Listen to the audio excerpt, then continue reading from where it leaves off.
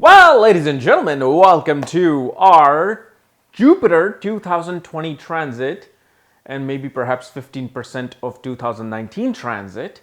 And the reason why I'm making this is because it just fascinates me, it interests me, certain things about transit that, specifically I've come to see, especially after, learning from Mark Boney, my Jyotish teacher, and my mystery astrologer, which only I think my students in Maga Vedic Astrology will know this mystery astrologer. But interesting and fascinating facts about transits and making transits, understanding transit actually even easier for you. Just very simple and easy. So today we're going to be talking about Jupiter's transit, which is going to be happening from Scorpio to Sagittarius, literally on November 5th or November 4th. Don't get into detail. It's going to be happening at 2 a.m. at November 4th at this particular time, just around that time period, okay? It's going to be happening going into Sagittarius till March end or mid-March, and then it'll move into Capricorn. And after Capricorn, when it goes into Capricorn, it's going to go retrograde back towards the end of June till September. Then after September, it goes direct till like November 24th or 25th. And then it just moves into Capricorn. So we're going to discuss that. And yes, as you can probably notice, it's a lot of space here now in my office. Because the only thing that is left in this office is just my desk and me. And of course, Yash and Brad. They're just sleeping all day. That's all they do. They sleep all day. I wish these guys are living a Raj Yoga. Let me tell you something. These dogs and dogs in general live the greatest Raj Yoga. They just eat, sleep, and chill. So yeah, almost ready to move, to a new place. And you guys will love the studio in the new place. I know that's going to be my permanent studio. That's it. I'm not moving anymore. I'm sick of moving. I just want to go into that house and I want to die in that house. I want to find my enlightenment in that house. Now, if you do not know which sign and house Jupiter is going to be transiting in your horoscope, okay? For that, check out the links here. Check out my full astrological report, including my books, consultations, and link to my academy, Maga Vedic Astrology Academy, where I actually show you how to understand transit and everything. So check that out. Otherwise, let's get started with our Jupiter transit. So as you guys know, one of the biggest things that I'm an advocate of is that a transit is only as good as the Ashtakavarga scores that it receives. So whether you have Jupiter entering in Sagittarius or Jupiter entering in Capricorn, for me it doesn't really matter. Because especially since I've been doing my transit reading, for people, I noticed that literally over 60% of people have a better transit when Jupiter is debilitated in Capricorn than when Jupiter is in Sagittarius. And so what does that tell you? What that should tell you and teach you, which is the easiest thing. Once you know this is the easiest thing. The sign is the last thing you want to be concerned about. What sign it's entering in. Is it in its own sign? Is it exalted? Is it debilitated? Is it going to get bad results here? None of this matters. The first thing that matters is the Ashtakavarga, then Ashtakavarga. Ashtakavarga, which you will see in your report, is the individual point given by a planet to a certain house. So all 12 of your houses have been given a grade and a score by each planet, including your ascendant. So all the 7 physical planets and ascendant. Then what we do, we accumulate each of the scores given to one house and we add them up.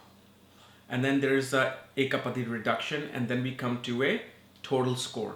So if Jupiter gives your, let's say, 4th house 7 points, because you can only give 0 to 8 points individually. And then other planets come into the 4th house and give their own score. An accumulation of that turns out to be between 28 and 55 or 56, that's extremely good. From average to extremely good. But if you add up all those points given by planets, and if it comes to like anywhere from 16, 17 to 25, 26, then it's just like average and way below average. Then the house becomes weak. So this is what you need to understand. Now the thing is, Jupiter is going to enter into Sagittarius this November. And it's going to be with Ketu and Saturn till January of next year. And after that, Jupiter and Ketu will be together till September 13th of 2000. Actually, no, till September. And then Ketu will move out of the sign of Sagittarius. And Jupiter will be alone till November end when it enters in Sagittarius for good. And Jupiter will move into Sagittarius between end of March to end of June.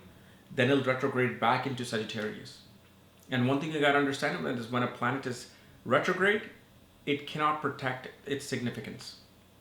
It loses its ability to protect. But what happens is everyone has to pay certain karma back to that particular planet, especially those who have Jupiter retrograde in your chart.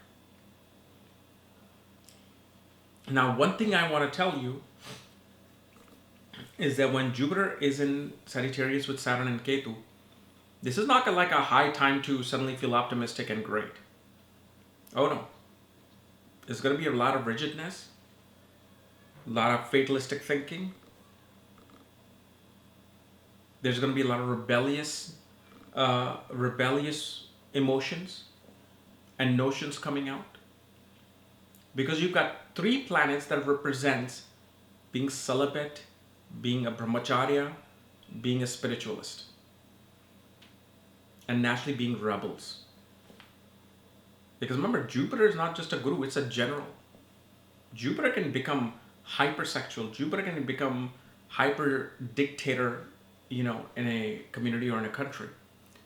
Jupiter can become a very rigid and very fatalistic guru who says everybody is wrong and I'm right and our religion is right. Screw everyone. You think that's a true guru? No. So you're going to see more rebelliousness coming from people around the world. There's going to be more of this rigid decisions, this fatalistic decision by authorities.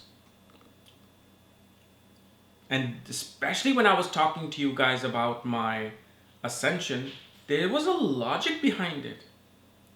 Because whenever Jupiter and Ketu are conjunct, it's a brahmacharya yoga. When Ketu and Saturn are together, they themselves create a yoga of a spiritualist. And all 3 of them are together. And then after that, Jupiter will be with Ketu. So naturally, your intelligence will be like, I do not want this material thing. I want to retract back. I want to look within myself. And you will see a lot of celebrities during this time period, especially when Jupiter is with Saturn and Ketu, going to rehab, going a little bit crazy, not finding any happiness in their life. Because they probably have little clue about divinity, spirituality, yoga, meditation. Well, although hopefully most of them do know that now, because it's become like a fashion in Hollywood or anywhere else to do yoga. But you're going to see a lot of people who will feel this disconnect and they don't know why this disconnect is happening. And this is why it's always good to be prepared with these things. It's always good to know Jyotish, know astrology, know a spiritual path. So when you know that why am I feeling this way, it's because I need to connect to nature more. I need to look within myself more. Now, what I want to do is I want to start this Jupiter transit when Saturn has moved out. So especially if Jupiter transits your Trikon, 1st, 5th, or 9th house, naturally a person will feel inspired, hopeful, optimistic about themselves, their body, their health, their education, their divinity, their philosophy, and eagerness to travel. One naturally feels like that they want to know other people. They want to be in a relationship with other people. But you got to remember one thing. Just because you're feeling this, because Jupiter is in its own sign, does it mean that Jupiter will actually give you a result of what you want? Yes and no. Because it all depends upon the Ashtakavarga that Jupiter is going through. If Jupiter gives 8 points to your ascendant or 5th or 9th house, boy, you're going to feel a major difference. You're going to feel like you're going to get the results of your inspiration. And especially Jupiter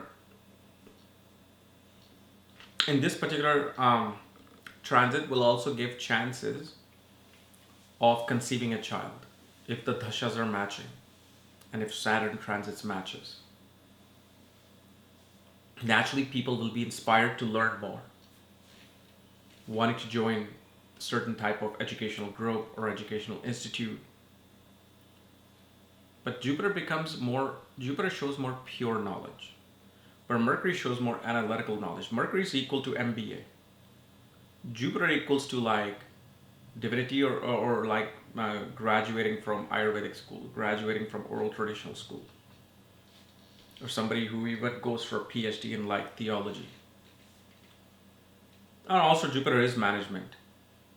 But Jupiter's main purpose is to know through nature. Because Jupiter is Jivakarka. Then if Jupiter transits your Artha, 2nd house of family and savings, 6th house of debts and daily routines and enemies and competition, and 10th house of your obligation to society, you're going to feel more inspired to work.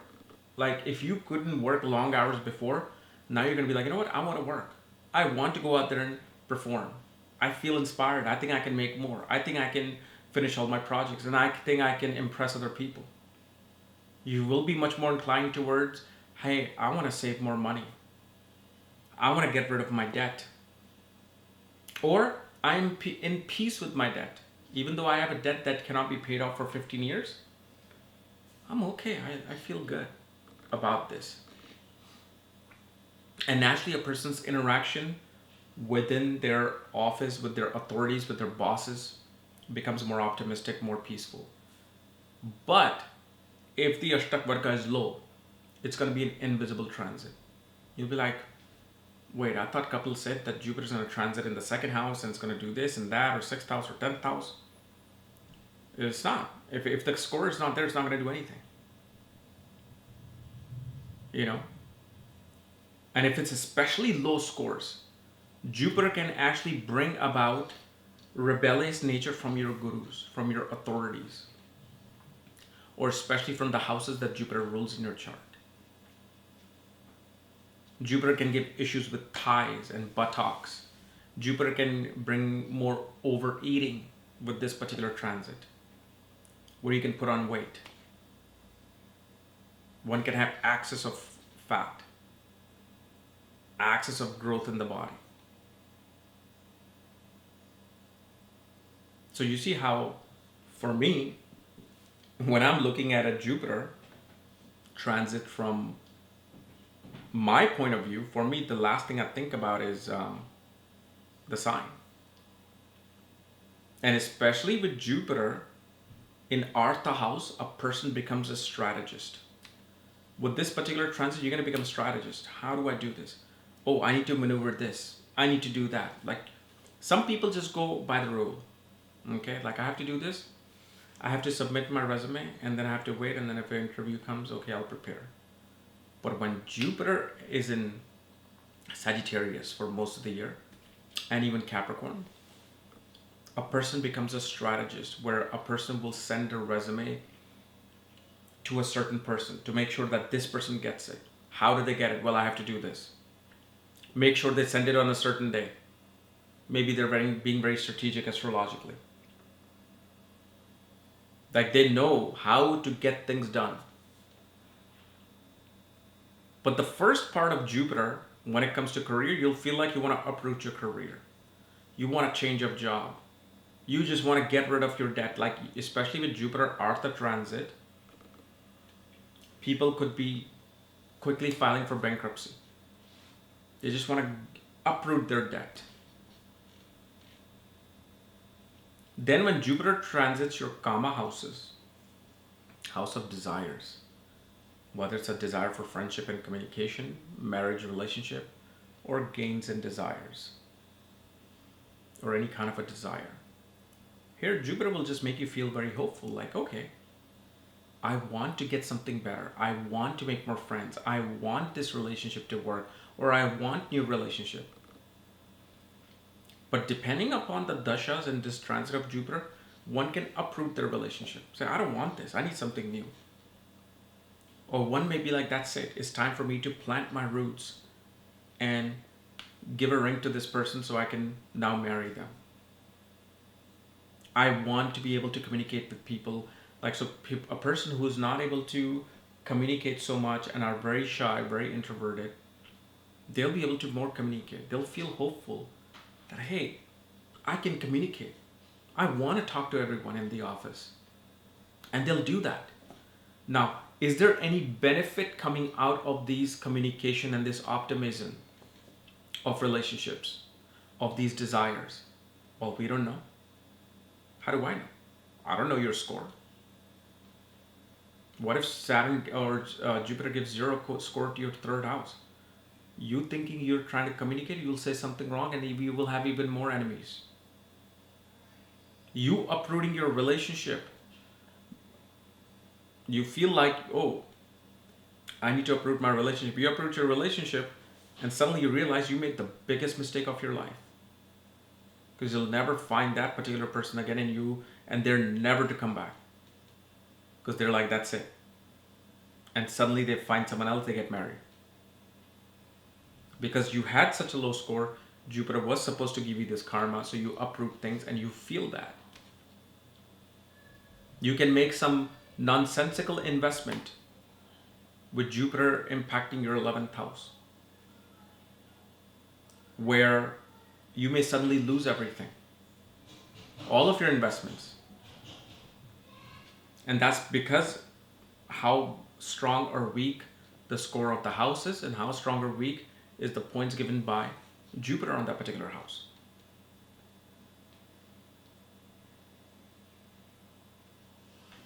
And this is a particular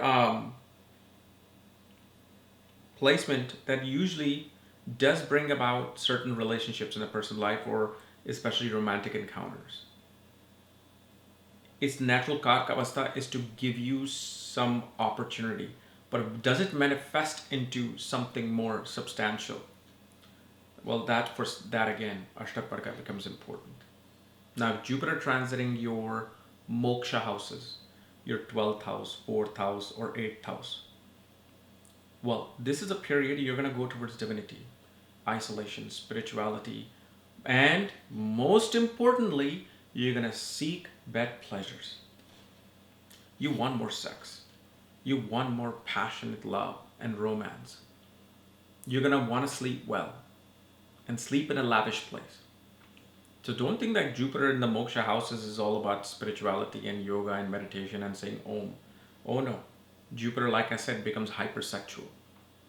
8th house is a house of sex. 12th is a house of bed pleasures. 4th house is obviously your house of sleep and your private life. Things that happen within the 4 walls. Here, Jupiter can help you learn secrets. Help you learn more knowledge about something that you're searching for. There's a trillion different things. There's no specific thing that happens with Jupiter and Sagittarius.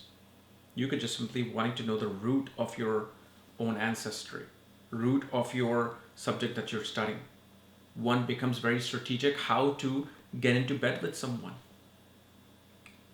One becomes very good with maneuvering themselves and wooing themselves into a sexual pleasure and sexual bed pleasures with someone.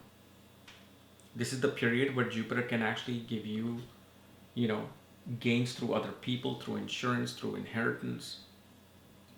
Can bring about fixed assets in a person's life. But don't think this is going to happen to you. Or you. Or you. Or you. Or you. You have to see your score. You have to see the impact of that and obviously look at the dasha. But of course, I'm trying to give this actual transit reading without the context of dasha, because that can specifically show what could happen. But this is more of what generally Jupiter will do, or any other graha will do, with the concept of transit. Okay? And like I was telling you, with Jupiter and Saturn together, it's known as a double transit phenomena, where Jupiter and Saturn will impact the house that they're in together and the seventh from themselves, because they'll aspect that house. So whenever Jupiter and Saturn are together, like they're going to be between November and end of March, and then by April to end of June, those double transit phenomena can really give you something great. So if, let's say, they're in the 5th house and you're in your age to have children, you can have children if dasha meets. If they're in the 7th or 10th house, they can bring promotions. They can bring a property. If they're in the 1st house or 7th house, they can also bring in relationships, marriages, if dasha meets.